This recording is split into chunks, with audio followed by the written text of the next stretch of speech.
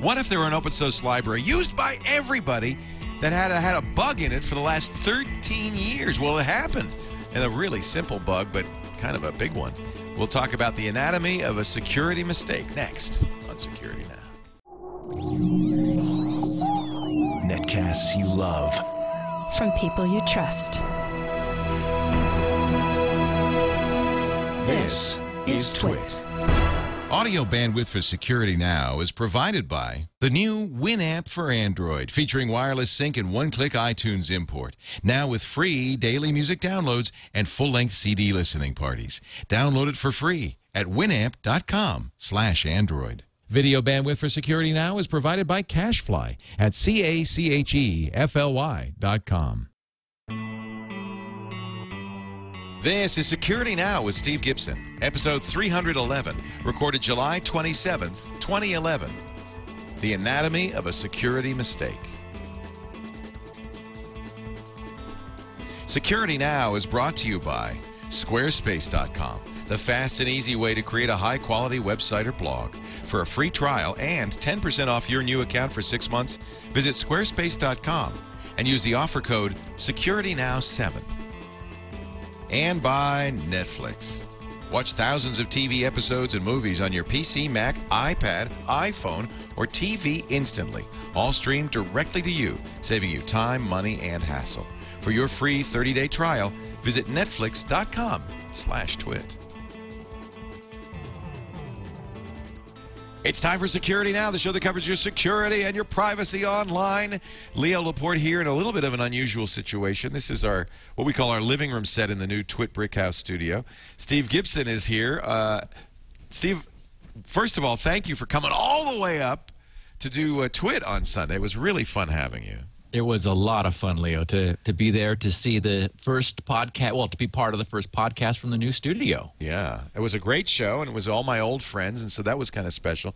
And normally we'll be doing this show, in fact, if somebody tunes in next week and didn't know that we were in a new studio, they'd probably just think nothing had changed. But we will be back in my office next week, and the office is built to simulate the old Twit Cottage. Oh, neat. I think that's a great for continuity. And yeah. It'll be fun, but I kind of like this too. I mean, sitting here comfortably with you and having you on the monitor and all that works pretty well too. So today we're going to talk about the anatomy of a security mistake. What is that? I am so excited about this episode because it began with someone tweeted me something that they saw, and the details of a new flaw that had just been discovered after 13 years in open source code. It's in the OpenWall, in SUSE, in some flavors of PHP. A problem with the implementation of password hashing. And when I looked at what the problem was, the reason I got excited was it's a perfect example of the thing we've been talking about ever since the beginning of the podcast, of why security is so difficult, how programmers could look at this code as much as they want to, and it would look perfect, but there's a subtle bug in what the code does. And the reason this captured my imagination for the podcast is that this is going to be a propeller head podcast. This is going to be a, sit down and focus. But all of our listeners, if they follow with me, I'm going to explain some things about binary representation in computers, how signed and unsigned integers are represented. We need to have a little bit of that background. Then I can explain what this one line of code does and why it's wrong, and the obvious security implications. So it's such a great example in the real world, not just generalities as we're normally sort of forced to use, but an exact explicit example of why security is so difficult. And so anatomy of a security mistake. This is going to be a great podcast. But I'm the one that always says, "Oh, use open source software because so many eyes are looking at it. It's so much more reliable, so much more secure." And this has escaped people for years. Well, and the way it finally got found was somebody was messing around with password cracking, and I think it was John the Ripper was the program being used, and his results didn't match what he expected. And so it forced him to drill down into the code looking for, was it his mistake or was it a mistake somewhere else? And it turns out it was a mistake in a 13-year-old, it's like since 1998, original Blowfish hashing code where, you know, and I've often said how it's necessary to have a debugger sometimes just hit you in the face with the problem, and because otherwise you could just stare at it all day and it just looks fine. A little insight into the world of programming and how easy it is to make mistakes and how hard it is to find them. Coming up in a bit. Before we get started, because I know I'm looking here. We have a bunch of security updates from Apple. A really weird bug in the battery code. Not bug, mistake in the battery code. We'll talk about that and a bunch of other stuff. But first, I want to talk about Squarespace.com, the secret behind exceptional websites. You know, one of the problems with running Blogger software on your own server is keeping it up to date. And we have that problem here. In fact, our sites got hacked because we had an old version of WordPress that we'd forgotten about, an old instance we weren't using anymore that hadn't been updated and had a lot of bugs in it, and an attacker found it and was able to inject code into our systems. Now, fortunately, our systems are set up in such a way that it didn't impact us, but this can happen to anybody, and it's one of the problems with running your own blogging software. When you use Squarespace.com, you're getting two things. You're getting hosting, but you're also getting software. And the nice thing about that is the software is always kept up to date. You're always using the latest version. In fact, Squarespace 6 is there. It's been in a lot of testing for the last 6 months. It's going to be out, I think, pretty soon. I mean, they've been banging on this for a while. And that's the beauty of it. When it comes out, it'll be ready to go. It'll be fully tested, and any patches, any fixes, any updates, you get them automatically. In fact, you'll get version 6 automatically. I want you to try Squarespace right now. Here's all you have to do. Go to squarespace.com. You'll see that big green button that says Try It Free. Click that. You can create your own site in seconds. All you need is a login, a name for the site. I did one for my, my new ham call signs, W6TWT, then the password, and then the email address, and you're designing a site. You have 2 weeks to play with it, and all the Squarespace features, including their iPhone and iPad software that makes it easy to post and update, moderate comments, delete spam, if you ever get any, because Squarespace does a lot of that automatically, and statistics too. You'll love the fact that you can import from all the standard APIs, so if you have an existing site, it's easy to get it in and out. True to Google's data liberation front, nothing is trapped at Squarespace. They've had this longer than Google has. You can always export your data. And when it imports and exports, all the links go with it, all the images, all the SEO is preserved. They really do a nice job. Great photo galleries, forms, data collection, and a whole lot more. And including these great social widgets, which make it so easy to embed Flickr or Twitter onto your account with point and click. Everything's point and click. If you know CSS or JavaScript, you can use it, but you don't have to make a great looking, unique site. Try Squarespace today. Squarespace.com. Click that green button. If you decide to buy, Squarespace is very affordable. Pricing as low as $10 a month. But if you use the offer code SecurityNow7 when you buy, you'll get an additional 10% off your new account for the next 6 months. Squarespace.com. Try it for 2 weeks. Then if you decide to buy, use SecurityNow7, all one word, the number 7, and you will get 10% off for the first 6 months of your site. Squarespace, the secret behind exceptional websites. Try it today. All right, Steve Gibson. I have my notes in front of me. Let's start with our security updates, shall we? Well, yeah.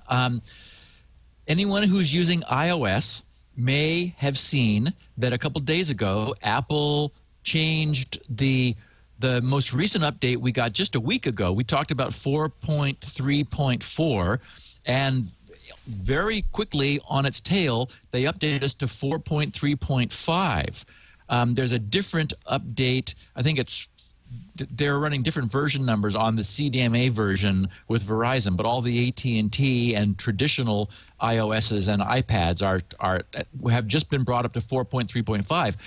The nature of the problem is really interesting. From Apple's site, they said under impact, they said an attacker with a privileged network position may capture or modify data in sessions protected by SSL or TLS. So it's like, whoa, okay, that, privileged network position, we know that that's code for man-in-the-middle style attack, meaning that there was some way to intercept SSL sessions. So I thought, okay, well, what's going on? Their description still doesn't really tell us. Apple said a certificate change validation issue existed in the handling of X.509 certificates. X.509 is just a standard formatting for SSL certificates that's industry-wide. They said an attacker with a privileged network position may capture or modify data in sessions protected by SSL TLS, that's basically repeating themselves. Other attacks involving X.509 certificate validation may also be possible. This issue is addressed through improved validation of X.509 certificate change. Well, yeah, improved. Listen to the details. From the people who discovered the problem, an outfit called Recurity, R-E-C-U-R-I-T-Y. The Recurity Lab blog wrote just yesterday on July 26th, Recurity Labs recently conducted a project for the German Federal Office for Information Security, whose acronym is BSI, which, amongst others, also concerned the iOS platform. During the analysis, a severe vulnerability, and when they're not kidding, a severe vulnerability in the iOS X.509 implementation was identified. When validating certificate chains, iOS fails to properly check the X.509 version 3 extensions of the certificates in the chain. In particular, the basic constraints section of the supplied certificates are not verified by iOS. In the basic constraints section, the issuer of a certificate encodes whether or not that issued certificate is a CA certificate, i.e., whether or not it may be used to sign other certificates. Not checking the CA bit of a certificate basically means that every end entity certificate can be used to sign further certificates. To provide an example, when a CA issues a certificate to a website, the CA will usually set the CA bit of this certificate to false. Assume the attacker has such a certificate issued by a trusted CA to attacker.com. The attacker can now use their private key to sign another certificate which may contain arbitrary data.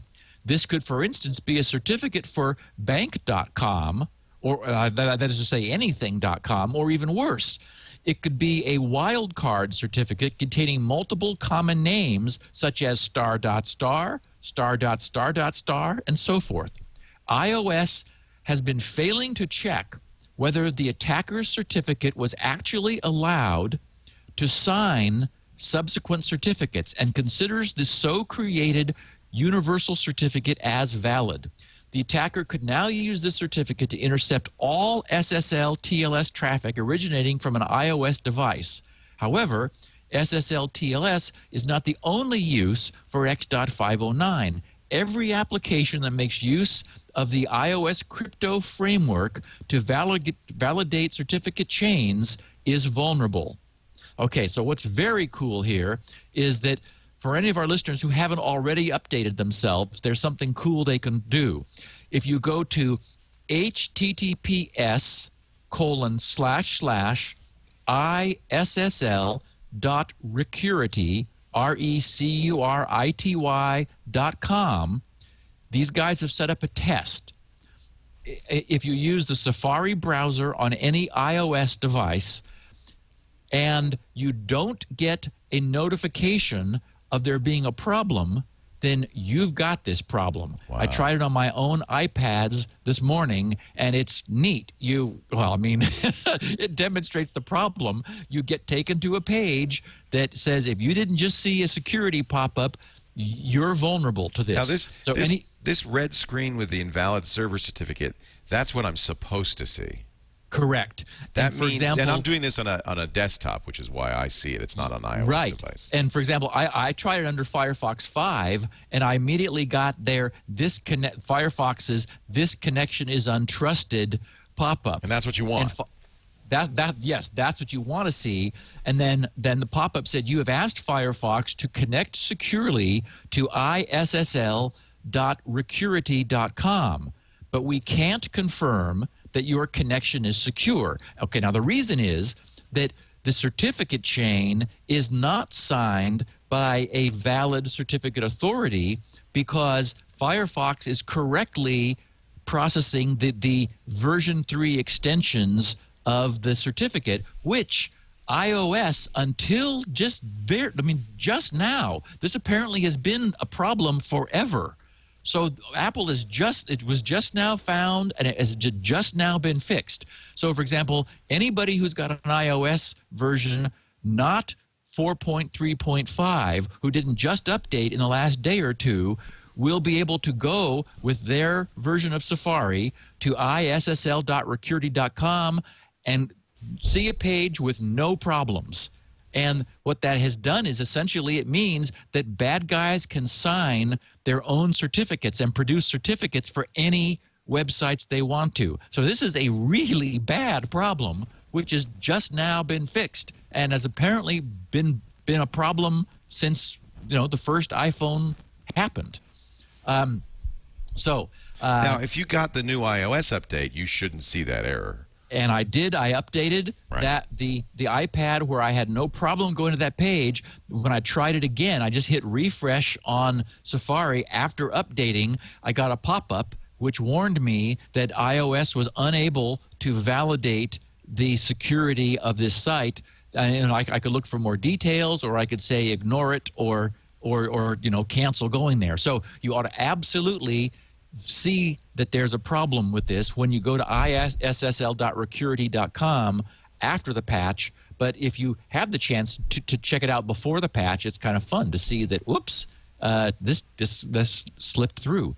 And certainly doesn't anywhere else, because everything else is checking that flag saying this certificate cannot be used to sign others, and Apple's not checking that. Arcanic has a good point in the chat room. He says you can only update a 3GS or later. So if you have an older iPhone, this bug is going to persist.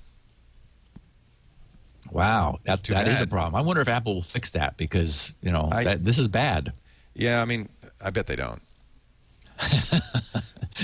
Honestly, they want you to buy a new phone. Well, while we're in Macs,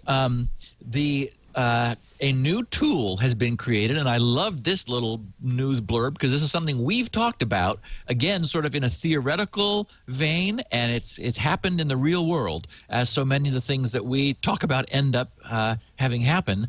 This is an expensive tool from a company called Passware. By expensive, I mean $995. Well, they're getting that much money. The hackers can do the same thing for free. So this was an article, I think it was in Wired.com, who said that it said a new tool can steal your Mac's passwords in minutes, even if the machine is locked, sleeping, or encrypted. And it turns out this is also true for PCs for a reason we'll see in a second. They said Passware can cajole your computer into revealing all its secrets, including login passwords and the contents of its keychain app, in just minutes. All someone needs to do is plug in the USB stick with the app in another machine, tap through a few menus, plug and here it is, FireWire cable into the target Mac or PC, and catch the magic. And it doesn't matter whether you have encrypted your data using Apple's File Vault app or another tool such as TrueCrypt. The vulnerability still exists. Now, the moment I saw this, I thought, well, yeah, we've talked about this. Right. You have to store these unencrypted passwords in memory so you can use them. But more importantly, FireWire is the vulnerability, remember, because FireWire is a DMA interface. We did talk about this before. Yes. So a FireWire device has direct memory access, which is what DMA stands for, into a system's memory. It's essentially, it's a master on the bus, and it's able to simply read and write. Now, as I'm sure that I remember, although I didn't just refresh my memory for the story, there is a means by which the FireWire interface can be restricted in the ranges of memory that any I/O devices have access to, but that's apparently still not being done.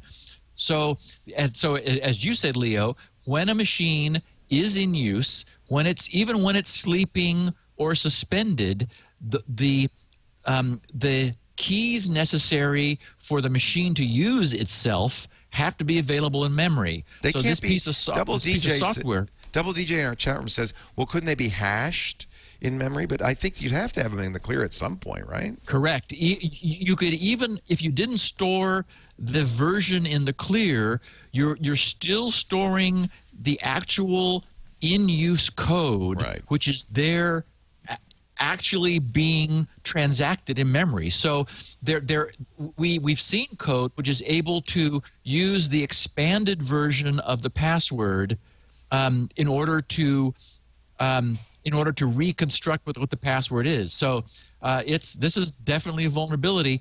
What I would do, certainly on the PC, I know it's possible to disable your FireWire interfaces, and if you're not someone who uses FireWire, absolutely arrange to disable it completely if you can, because it's a big glaring hole.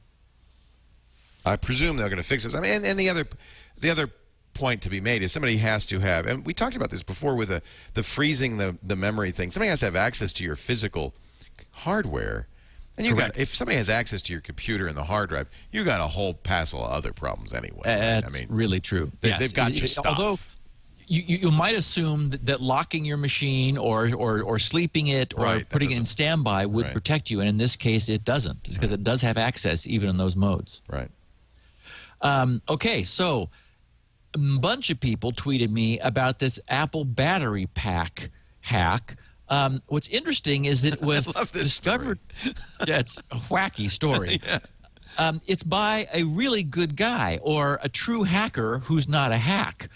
Charlie Miller, we've spoken of before, because he's a repeat winner of the Pwn to Own annual hacking competitions. They call him Safari Charlie because he always wins by hacking Safari. Yep. So that's his nickname. Yep. So he will be revealing all the details and showing this at the forthcoming Black Hat conference on August 4th.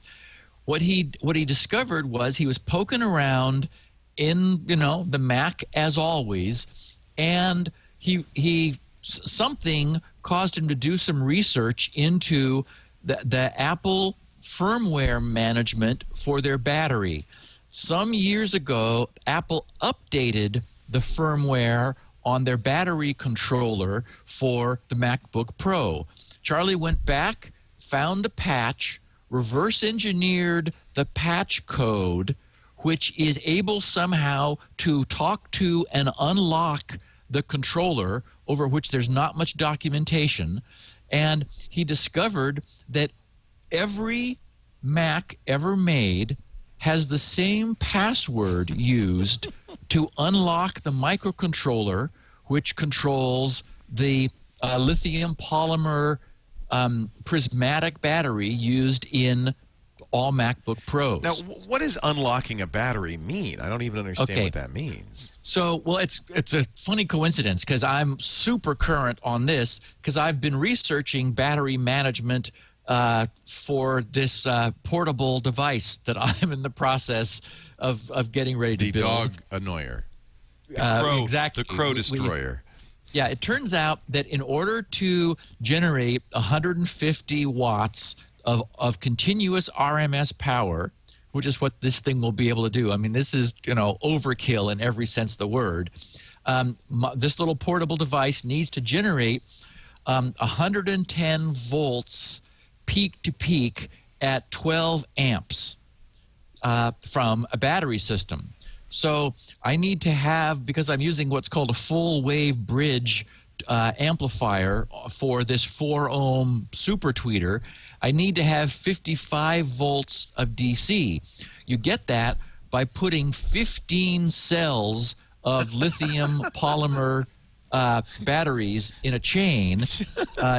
Each cell Couldn't you just use a car battery? Wouldn't that be more efficient? No, and in fact, the way audio amplifiers in cars, in autos work, they only have access to 12 volts. Right. And of course, they have access to lots of amperage. So what in order to drive, in their case, probably 8-ohm subwoofers and 8-ohm speakers, 12 volts will not do the job. You can't just switch 12 volts into 8 ohms and get the kind of power which we know deafens teenagers' eardrums who are driving around in these cars. So what they have is they have a switching power upverter which takes the 12 volts and about 100 kilohertz. They switch it back and forth. They use 100 kilohertz because that allows them to use a much smaller core on a power transformer to step up the 12 volts up to something like 50 volts.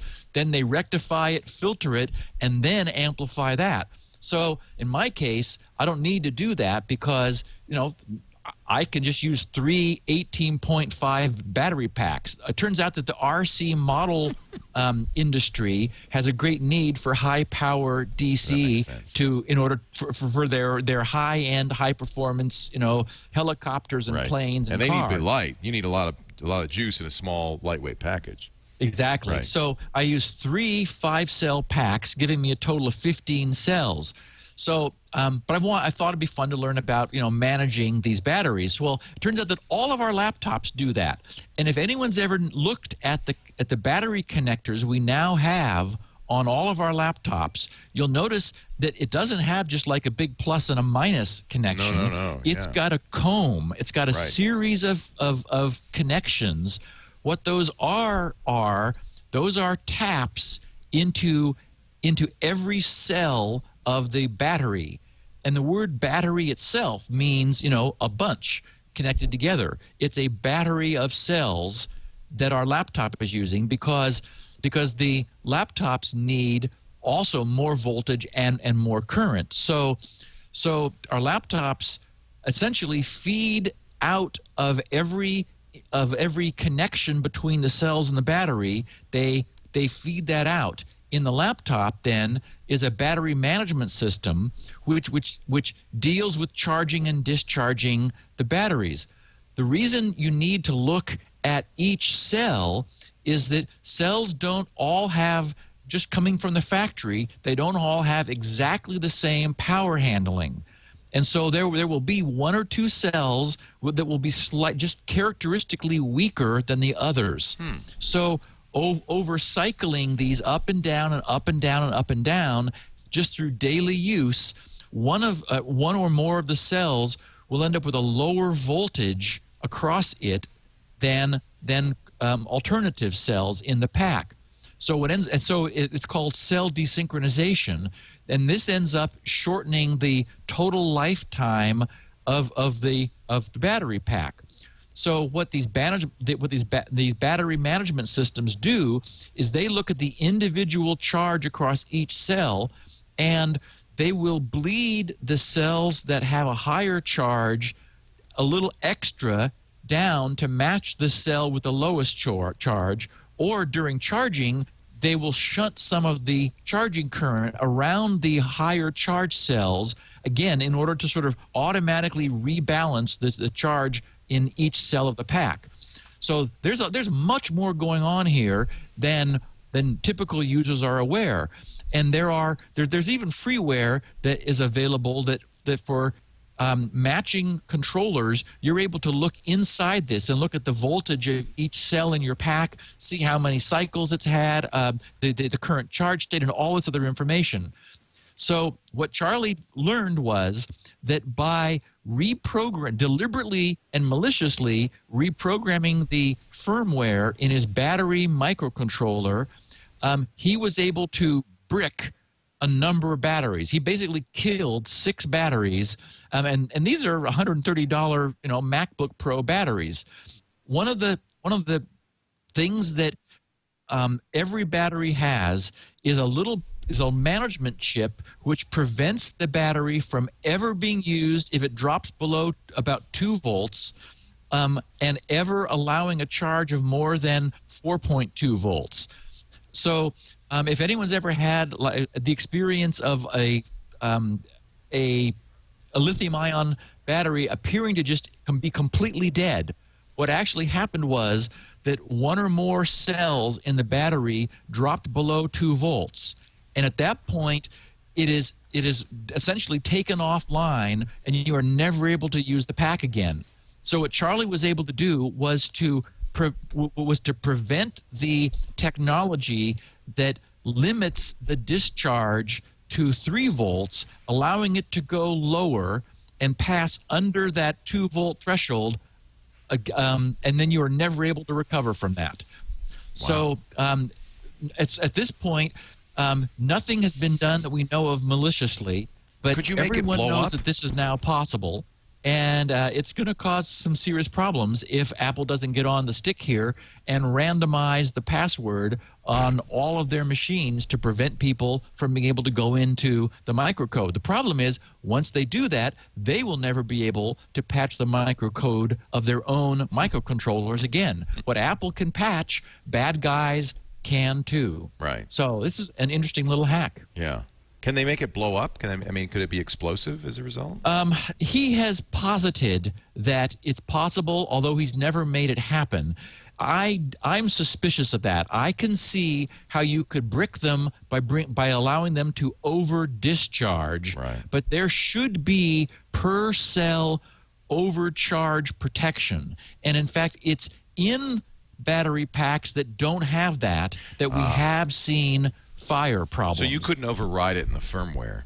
I don't think so. No, that wouldn't make sense. Because there's firmware management that's outside the pack that lives on the motherboard, but then inside the pack itself, there are per cell chips which prevent individual cells from ever being overcharged. They will just refuse to allow that cell to take an overcharge, and they also monitor the cell temperature and will cut off if the cell gets overly hot. So I'm almost sure you cannot make anything explode, but once you drive a cell down below 2 volts, it's over. That entire pack is an expensive $130 paperweight, and that you can do by misprogramming the firmware. And again, you'd have to have physical access. Oh, maybe not. No. You could do this in software. Yes, this is a 100% software glitch. So he did notify Apple several weeks ago that he of what he found, and that he would be talking about this on August 4th. Here we are toward the end of July, and everyone knows about it now. Right. So you can imagine there are some bad guys rubbing their hands together thinking this would be a fun piece of malware to deliver when people surf to malicious websites. Yeah.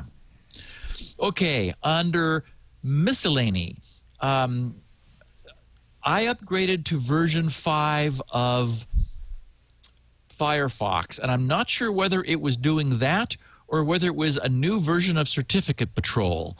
But my Certificate Patrol, which I love and have talked about often, suddenly got very noisy. Essentially, it seemed to have forgotten all the sites I had ever been to, and it was popping up a dialogue like all the time. Anytime I established an SSL connection that I hadn't established recently, I got a pop-up. Well, that's old behavior. The new behavior is also it was graying out the OK button, not allowing me to click it to dismiss the pop-up and allow the page to display, which was really annoying. They've added a new feature which I don't need, and I don't know why it's there because it's just useless.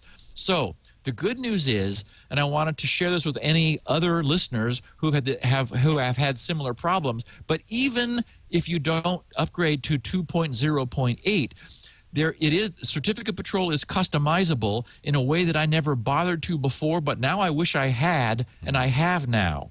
So if you go under Firefox's Tools menu and then choose Add-ons and then from the add-ons page, choose extensions, and then under certificate patrol, they've got an options dialog. That pops up a dialog that now has 4 options. The first one that was enabled by default says, newly accepted certificates are always shown in a pop-up by default. I have now turned that off vehemently because I really don't care as new certificates are being shown. What I care about is any changes to those. That's the significant value that Certificate Patrol offers. Well, that's the second check mark that says all certificate changes, even harmless ones, are always shown in a pop-up by default. And so I left that on, which I think is a good thing. And then there's also show already accepted wildcard certificates again when they match in a new host name. Well, I was glad to see that there was an option for that. I turned that off because Google, for example, uses a star.google.com, and I was getting gmail.google.com, secure.google.com, googleplus.google.com, and like all these star.google.com certificates, and it's like, well, that was just boring. So I'm happy to turn that off. And then I turned on, which wasn't the default, and users can choose to or not. The last option is store certificates even when in private browsing mode. Well, I'm not a big user of private browsing mode due to the nature of my environment here, but if I am in private browsing mode, I think I'd like to have certificates stored. The concern is that this might be a bit of a privacy breach, because if someone looked at the stored certificates, they would know where you had been even if you were in private browsing mode. So you might want to leave that off just so that private browsing stays absolutely private.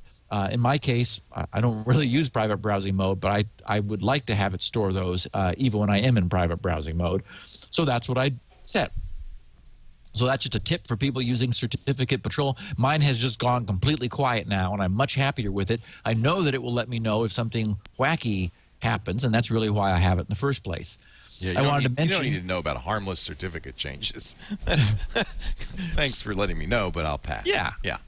Well, it just, I know that a lot of listeners will just find it interesting to know that a certificate has been changed. It's like expired, and I think Twitter has had a lot of recent changes, because I got some tweets from people saying, "Hey, Steve, have you noticed that Certificate Patrol is telling you about those?" And it's like, yeah, I saw somebody in the chat room saying that today. Yeah. Right.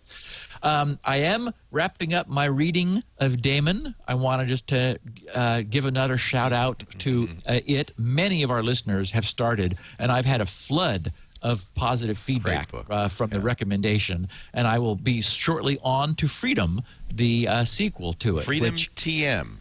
Remember the TM in the word. Okay. It's important because there's a lot of books named Freedom, including a big bestseller this year called Freedom by Jonathan Franzen. So it's Freedom TM. Okay, and there is someone asked me where to find it, and there is a Damon website. Oh, yeah.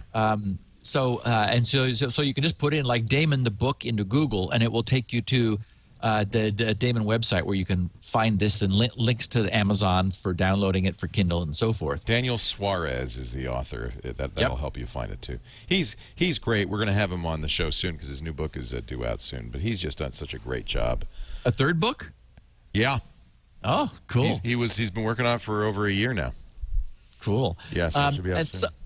Someone tweeted me when I was talking about coming back to this the animal annoyer product that I don't or project that I don't have a good name for yet. That's a euphemism.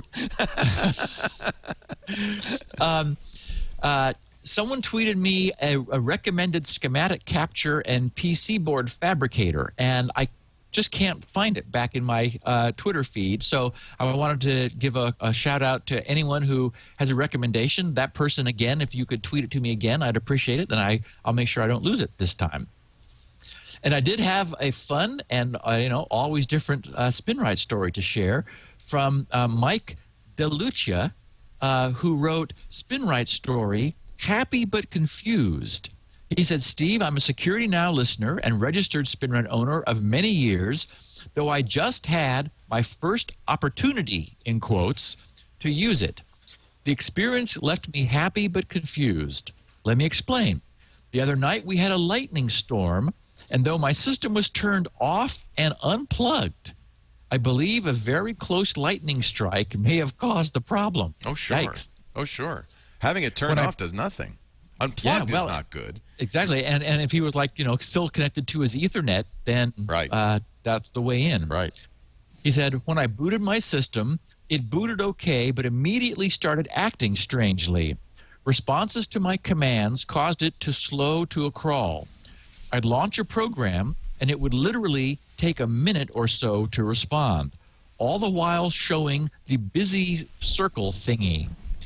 He says, I rebooted, same thing. So I booted Spinrite, ran it at level 2. It ran for about an hour and stopped, displaying a red division overflow error dialog box.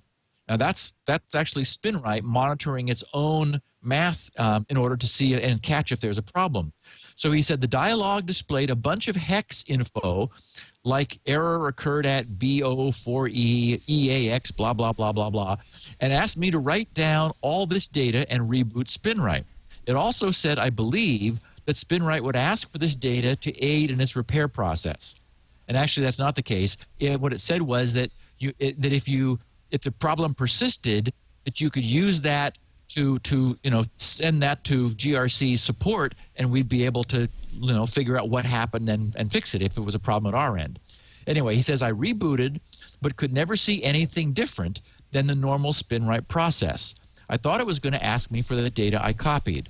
Confused, I restarted level 2, figuring I'd get the same error and reread the directions. To my amazement, I never got that error message. Instead, Spinrite stopped about 14% through and began analyzing a certain portion of the disk.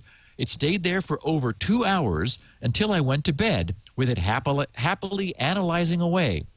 I awoke this morning to a green dialog box stating that Spinrite had completed all of its work, and the best news is that all is well with my system now.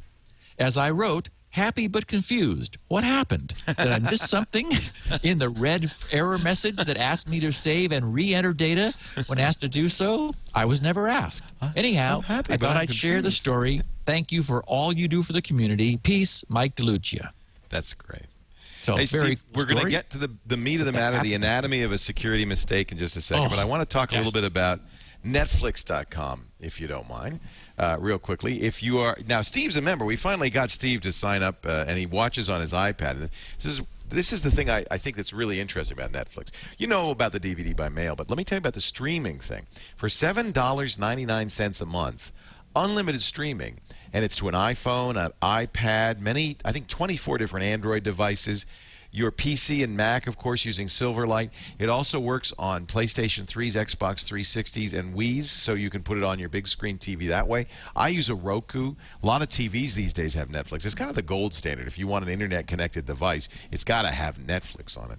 And Netflix streaming is such a great deal. I mean, thousands of movies that you can watch instantly on any of these devices. It's so much fun to browse through them and look. I have the discs, but I hardly ever do them anymore because when I get in over here to the Watch Instantly tab and start scrolling through it, the TV shows, the movies, there's always something I want to watch. It's like there's always something on, and I think that's what I really like about it.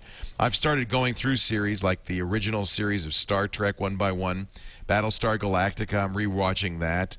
Shows I never saw before, including some British series that I like Doc Martin that I'd never even heard of, are all on here, and it's just great. I really love it. You could try it free right now if you go to netflix.com/twit. If you're already a Netflix member, can I ask you for a favor? Tell your friends, tell your family, people who don't maybe know about Netflix and particularly don't know about the streaming. Tell them about this. Tell them netflix.com/twit so we get a little credit for it. And if they sign up, you could, in fact, it's a great gift, give them a gift certificate. That's what I do with my mom. $7.99 a month. It's the best deal in entertainment out there right now. Give it a try. Netflix.com/twit. And we thank them for their support of security now. All right, Steve. Okay. Let's talk about it. The anatomy of a security mistake. Okay, so I want to give Walid credit. He's at WALID. It looks like Walid Damani tweeted some time ago, a few weeks ago. He said, "This is a month old, but I ran into it only today. A hole in crypt blowfish." And he gave me a link to an article. So this is a password hashing library where blowfish encryption, which is a well-known standardized encryption library, is being used to hash passwords in PHP, some popular Linux distros, OpenWall Linux, that's OWL, SUSE, ASP Linux, Alt Linux, and ANNVIX, which all use this crypt blowfish for hashing their password databases. And this was discovered by someone using John the Ripper password cracking program because he wasn't getting the results that he expected from his code, and by drilling down into the system. And that's an advantage of open source. Even though this problem did exist for 13 years, since 1997 or 98, an advantage of it is that he was able, he had access to the source, so he was able to figure out what the problem was.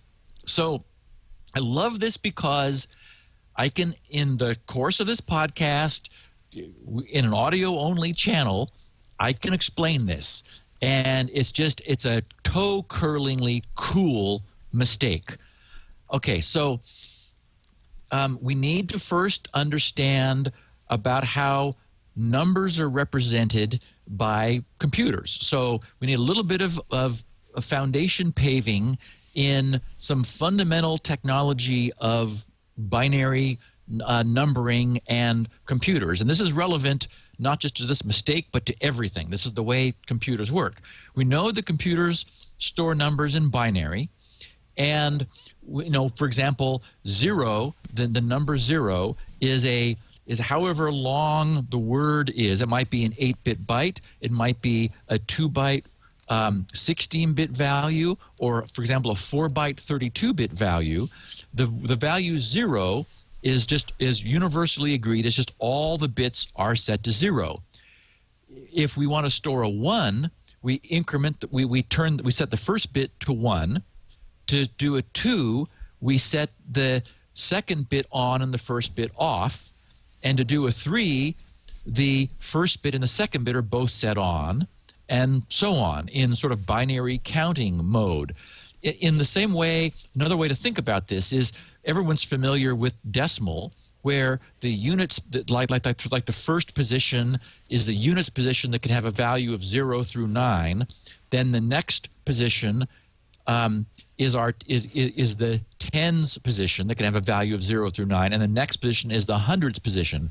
So there, each digit in decimal has 10 times the value, like the value weight of the prior one. In binary, since we only have 2 values, each position has 2 times the value of the prior one. So 1, 2, 4, 8, 16, 32, 64, 128, 256, 512, 1024, 2048, and so forth. Numbers which, low-level geeks learn very early in their programming career. So the question is, given that binary, for example, say we had an 8-bit byte. If all bits off is 0, then if we have an unsigned value, all bits on, we've often talked about, is 255, because that's 128, which is the amount represented by the 8th bit in the byte, plus, so it's 128 plus 64 plus 32 plus 16 plus 8 plus 4 plus 2 plus 1, which is the sum of all those values, gives us 256 as the maximum unsigned value. But what about if we want to store a signed value, meaning that could have negative values? If we start with 0 and go upwards towards in the positive direction, we know that we essentially, counting in binary, we have the binary 1, then 2, then 3, then 4, then 5, and 6, and so forth. If we subtract 1 from 0, what happens is with binary subtraction, we go to all ones. So whereas that all ones note that all ones value, if the word were unsigned, is equal to 255, if we treat this byte as a signed value, then -1 is all ones, and then all ones except the first bit being on. If the first bit's off, that's -2. Then all ones except the second bit being off and the first bit on is -3, and -4 is all ones but the first 2 bits off, and so on. So you sort of you subtract backwards from all ones in order to get negative values. And the same thing applies if we had 2 bytes, then that would function, or 3 bytes or 4 bytes or 8 or however many. And this is called 2's complement arithmetic. There's a simple way of essentially negating a value with this kind of representation, which is you invert the number, you invert all the bits and add 1. So for example, say that we had 0, the value 0. If we invert them all, that turns all the bits to 1s, and if we add 1 to that, that overflows in binary, bringing it back to 0, which means that 0 and -0 are the same value, which makes sense. That's what you'd expect. If we had a 1 and we wanted to make it a -1, well, so if we had a 1 in the register, which would be the lowest bit is 1 and everything else is 0, we invert all the bits, so now they're all 1s except the first one, which is 0, and add 1, making them all 1s. And as we know, that's the value for -1 if we have a signed representation. So, okay, so there's our little tutorial on the signed representation of binary values in computers. This bites people all the time, by the way. I'm sorry? Signed versus unsigned. It's always biting people. Yes. Well, you see these bugs a lot. Guy. It bit this guy. So with that understanding, we have a hashing algorithm which takes in input characters.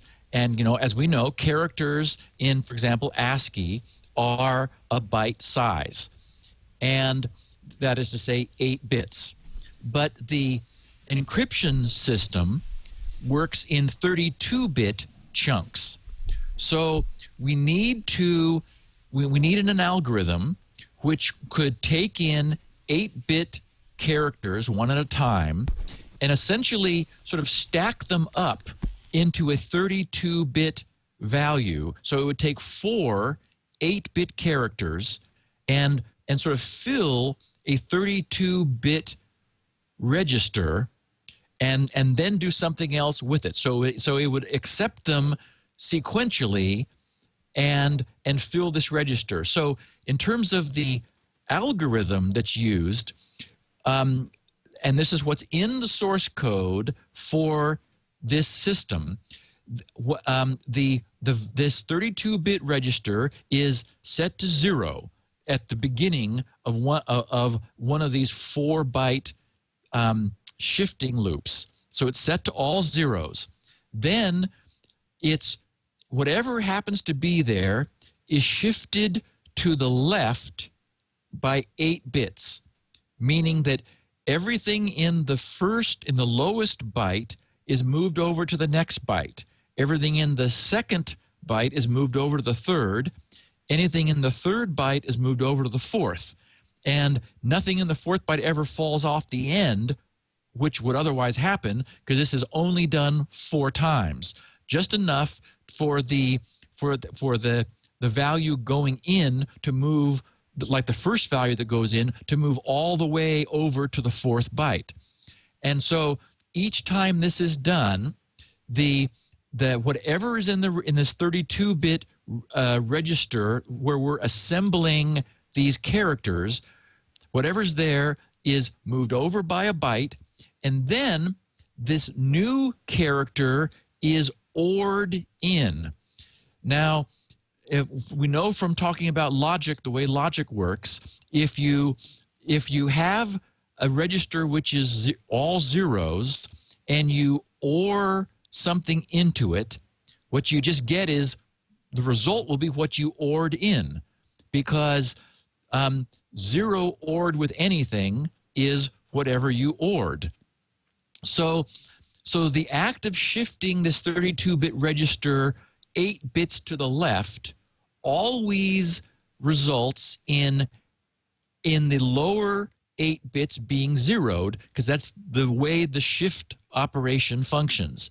And then we OR this new character in, which essentially puts it in to the lowest byte of this 32-bit register.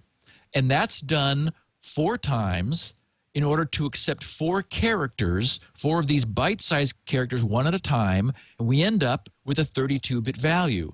And so looking at the code, you can see that that's what this does. And I mean, it looks just fine, except that the character was defined just as a char, C-H-A-R, in the C language that this was written in. And a char is a signed value by default in C. I don't know why that's the default, because it doesn't make any sense for char to have a signed value, but typical values in C are signed unless you override them by declaring them as an unsigned char or an unsigned short integer, depending upon the language convention. So this char value by default is a signed value. Well, what C, the language C, observes when the programmer is ORing this character value into a 32-bit value, it sees that the sizes are different. You're trying to OR an 8-bit value with a 32-bit quantity. And we know that's what the programmer wants to do. But the compiler says, wait a minute, we need to sort of pad out that 8-bit value to 32 bits in order to OR it in. Except that because it is a signed value, the compiler does something called sign extension. And what sign extension does is it duplicates the highest bit in the value. You know, remember that last bit is set to a 1. As soon as that value goes negative, we end up with like 1, 1, 1, 1, 1, 1, 1 all the way out. So that the highest bit in a binary quantity is considered to be the sign bit. If it's set, that means that the rest of the bits determine the amplitude, essentially, with that high bit determining the sign, positive or negative. So the compiler sees that the programmer is ORing an 8-bit signed value into a 32-bit register, and wanting to do the right thing, it sign extends, which means if the 8-bit value had its high bit set, all the other bits get set to 1, and then that 32-bit quantity is ORed into this register.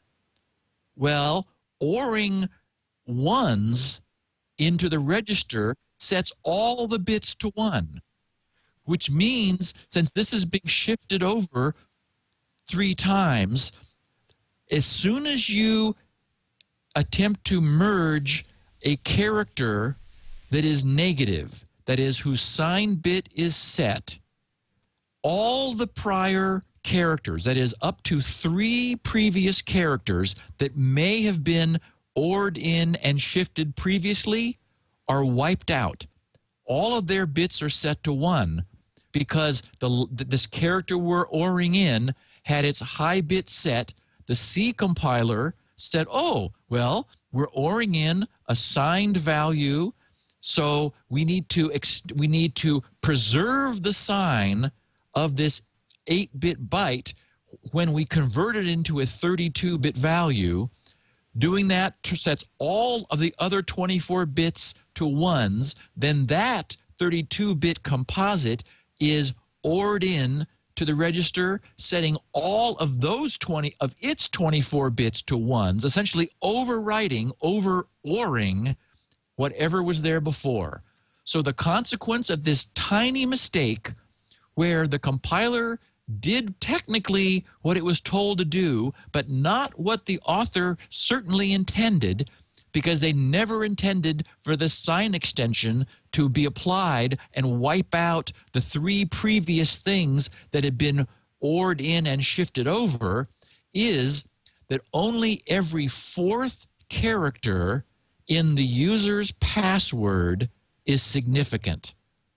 So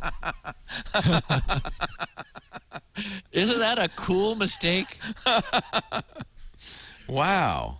And, you know, it's the kind of thing when you're reading the code, because you have to really intimately understand what a compiler does. So when you're reading the code, you may not realize that that's how the compiler is going to react. You see the programmer's intent instead of seeing what the result is going to be after compilation. And so, and exactly, and I've often talked about how seductive a process it is to read someone's code. You get into their mindset, you're looking at what they're doing, and you're going, okay, now we set the temp to 0. Yeah. I get it. I we get shift it. I get temp what they're doing. over by 8. Yeah. And you know, and then we OR this in. Yeah. I mean, and so it takes truly watching the code execute, and then it's like, oh my God! And then it's so obvious once you see it what the mistake is. And I have to say, this is one of the benefits, one of the beauties of coding in assembler, because nothing is done that you don't explicitly ask for. There's no compiler in between saying, "Oh, this is what you want to do." You're doing it. There's no SEX happening unless you say so. Correctly, exactly. There's a move. There's an MOV ZX, which is move 0 extend, and an MOV SX, which is move sign extend. So those are the lowest level operations in the in assembly language that correspond to those exact instructions on the machine. Now C was invoking move sign extend without it being obvious. But when you're coding in assembler, if I were writing this code, I'd say move 0 extend, because I would have to explicitly make that conversion from a byte to a 32-bit object, and knowing that I'm about to OR that thing in, I would never sign extend. I just, and so again, the compiler is sure, it's easier to use, but a tiny mistake like this ends up being a problem. And in the updated source code, there's what's called a cast in front, where it says in parentheses unsigned care. So it's overriding the default care declaration of that byte, saying, see compiler, treat this as unsigned. So that's all that had to be added to fix this bug, which caused, if you were typing in a password, you type in the first character, it would go into the first byte. You type in the second character, they would move the first one over and put the second one in. You type in the third one, it would move the first 2 over, put in the third one. You type in the fourth one, it moved the first 3 over, put in the fourth one. But if that 4th character had its high bit set, it would wipe out the other 4, or the previous 3. So the bug was that passwords are hugely reduced in strength, so that only every 4th character is significant. So if you had an 8-character password, you only got a couple of letters in it. Only 2 characters matter. Very easy to crack. Wow. In concluding, the real-world consequences for this from the pages where this was discussed, it's the guys who went through this said the safest solution for administrators with potentially bad password hashes. Because what this means is that all of the passwords which have ever been hashed by this are weak. They're all bad. They were hashed only using every fourth character of what the user put in. So they wrote the safest solution for administrators with potentially bad password hashes, which could include those running OpenWall Linux, SUSE, Alt Linux, and so forth, which use the crypt blowfish for hashing the password database, is to invalidate all passwords and have their users input new ones. That could prove to be a logistical nightmare, however, depending upon how easily and securely users can set new passwords without authenticating with their existing password. Requiring that users change their existing passwords after logging in is an alternative, but one that might give attackers a window in which to operate. It also leaves passwords unchanged for any users that do not log in. The risks of attackers using this flaw to log into a site are likely to be fairly small, but they do exist. If a site's login process is susceptible to brute force attacks, this bug makes it somewhat easier to do so, at least for specific password types. On the other hand, if the password database has been exposed and some passwords were not crackable, at least for attackers using cracking programs other than JTR, this information that has now been released would give them the means to crack those passwords much more easily. In the end analysis, it is an exploitable hole, but not the kind to send administrators into panic mode. And you can't just fix the library, because then the passwords stop working, right? Correct. And in fact, the patch now that brings us to 1.1, it actually has an if statement where they formally say signed care, and the if is controlled by a new parameter to the blowfish set key function, which is called sign extension bug. So you can call this asking for the sign extension bug in order to allow people to perform both the old style hash and the new style hash if you want to do this kind of sort of seamless migration from the old to the new. Right. And then they said it's somewhat amazing that this bug has existed for 13 plus years in a fairly widely used library. Up until now, no one has tested it in this way, at least publicly, which should serve as something of a warning to those who are using well-established software, both free and proprietary. With free software, for example, Crypt Blowfish, has been placed into the public domain, which may be a bit legally murky, but is in keeping with free software ideals. There are more and easier opportunities to examine and test the code, but that's only effective if the testing is actually done. Yeah, that's what I was saying at the beginning. It's open source, which means people can look at it, but they got to look at it. And they got to look at it with a certain kind of mindset. Actually, I would argue you can't look at it. You have to test it. And that's you have to look at a debugger and watch it happen. Yeah, well, I mean, I guess if you're looking for unsigned problems with unsigned care or signed cares, you might be smart enough now to look at code and say, oh, they're assuming that it's going to be treated as unsigned, but it won't be. And they said there are, without doubt, bugs still lurking in various security-oriented libraries that we depend upon every day. So testing those libraries, as well as code that is not being used for security purposes regularly and systematically, can only help to find them. While it took more than a decade for this bug to come to light, it's worth pointing out that it certainly could have been observed by others in the interim. Attackers clearly do their own testing and are generally not inclined to release their results. That may not be the case here, but one should always recognize that public disclosure of a vulnerability is not necessarily tied to its discovery. It could have been discovered a long time ago. That seems like the kind of thing that a lint program or a program that automated program that goes through code might give you a warning saying, hey, you know, this this is an unsigned care, but you should be aware it might be treated as signed or something like that. That's a very good point. Now, I mean, it's hard to see why you would ever want a signed extension ORing different size things. Right. That is to say, because that's always going to wipe out the rest of the bits of the thing you're ORing it into. It will always do that. So you're right, Leo. A code analyzer that would say, well, this is questionable. Did you mean this? Right. That would bring it to a programmer's attention. Then you go, oh crap, and immediately say unsigned care.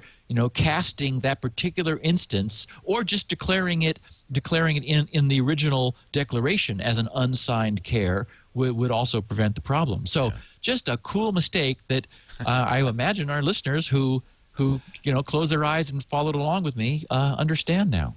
It's fascinating. It really is. I mean, it's one of those things where, I was reading an article the other day about Google, and they have a thing called code review, where your peers review all code before it's put into production at Google is reviewed by your peers. But these are and they even talk about this in a code review situation. It's very frequently that as you do a code review, you kind of want the code to work, and you're kind of understanding the mindset of the programmer, and this is not what should be happening in a case like this. You should probably be running it through a debugger and watching it, watching the data change. Yeah, and if you think about it too, a malicious hacker wants to find problems. Right. They're inherently looking at every single line, saying, "Okay, can I exploit that? Can I exploit that one? Can I exploit that?"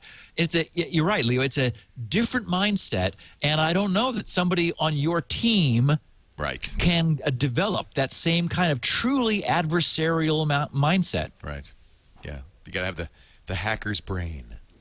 Steve, always a great pleasure to do this show, and this is a fun one. This is the kind of thing that I think people really love the show for, because it's an insight into how code is written, mistakes that are made, and how hackers work as well. Really great stuff. Thank you so much. And it really did happen. Yeah. Steve's got grc.com, the Gibson Research Corporation. That's where you can find Spinrite, the world's finest hard drive and maintenance utility. grc.com. You can also find this show and all the previous shows, all 310 previous shows, including 16 kilobit versions for the bandwidth impaired, transcripts, and all the show notes as well, grc.com. Next week, we're going to do a Q&A, so that means, Steve, people should go to grc.com/feedback and leave their questions about this or any topic we talk about or anything that's on your mind, grc.com/feedback. And when you get there, by the way, lots of free stuff Steve puts out, like Wizmo and Decombobulator, the password haystacks. Just browse around the site. There's a ton of good stuff at GRC. Thanks, Steve. It was so great seeing you on Sunday. Thanks for coming up for the show. Glad to do it. I really appreciate it. Thanks for putting up with our new studio and the little bits and pieces we're getting working. I think we're getting it down, though. I have to say, this show next week will be in my studio, so we'll have to start all over again. Okay. Debugging. We got our own debugging to do. Steve Gibson, take care. We'll see you next week on Security Now. Thanks, Bye-bye. Leo. Security.